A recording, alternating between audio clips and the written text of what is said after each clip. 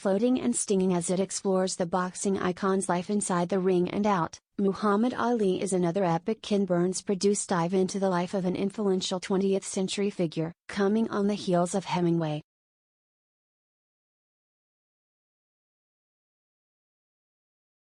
Much has said about Ali, but going the distance with this 4-part PBS documentary makes it feel like, well, the greatest.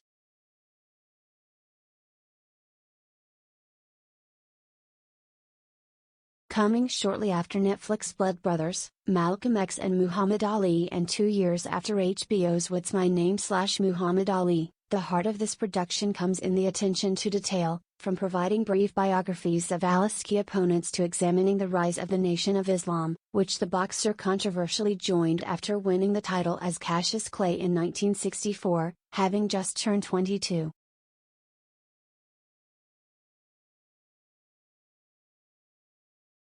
Muhammad Ali is also greatly enriched by the voices enlisted by directors Burns, Burns and David McMahon, whose previous collaborations include Jackie Robinson and the Central Park Five, from New Yorker editor David Remnick noting that people forget how incredibly divisive Ali was to novelist Walter Mosley, who speaks of his apprehensions watching Ali roil the establishment in those years.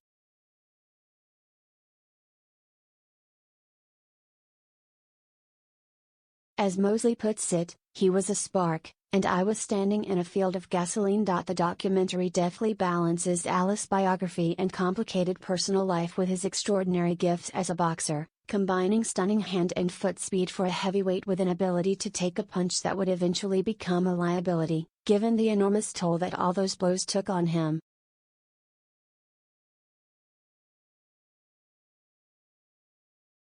Former boxer Michael Bentt is especially good at describing Ali's skills, while sportswriter Dave Kindred articulates the guilt that many felt during later years, having thrilled to Ali's exploits and helped create the market that caused him to become a shadow of himself due to Parkinson's disease before his death in 2016.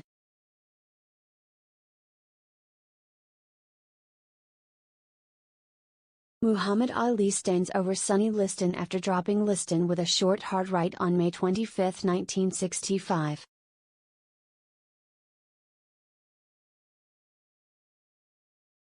Ali's story also covers growing up black in Kentucky, and being greatly influenced by the murder of Emmett Till in 1955, who was only a year older, winning gold at the 1960 Olympics, embracing Islam and declaring his conscientious objector status to the Vietnam War.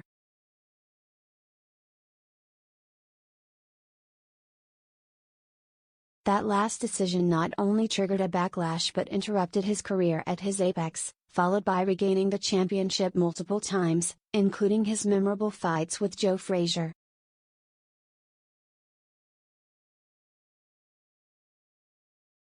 Burns and company don't soft-peddle Ali's successes and transgressions, from the racially tinged insults he flung at Frazier and before him Sonny Liston to his abandonment of Malcolm X, an action he later admitted regretting.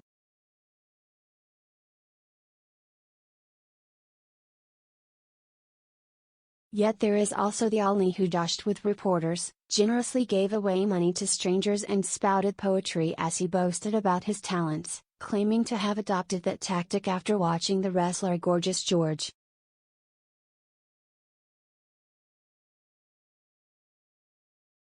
Ali could also be brutal in the ring, toying with Floyd Patterson and pummeling Ernie Terrell, who had insisted on calling him Cassius Clay, yelling "What's my name?" at him between punches.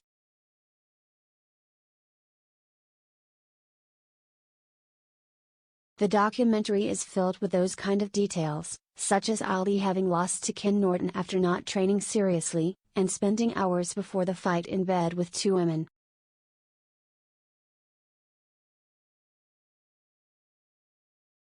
Of his serial infidelity, former wife Khalila Ali says, "I just let him do what he had to do."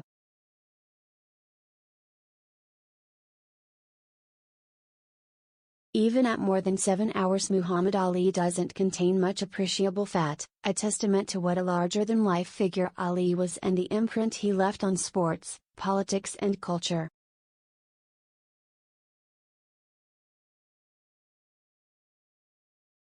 Ali biographer Jonathan Ive notes that losing to Frazier in 1971 humanized the fighter, in a way that he hadn't been before for many.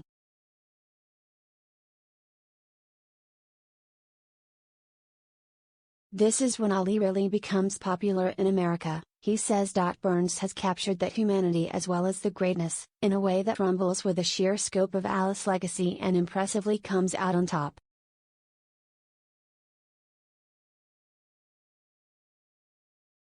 Muhammad Ali will air September 19 to 22 at 9 p.m. ET on PBS.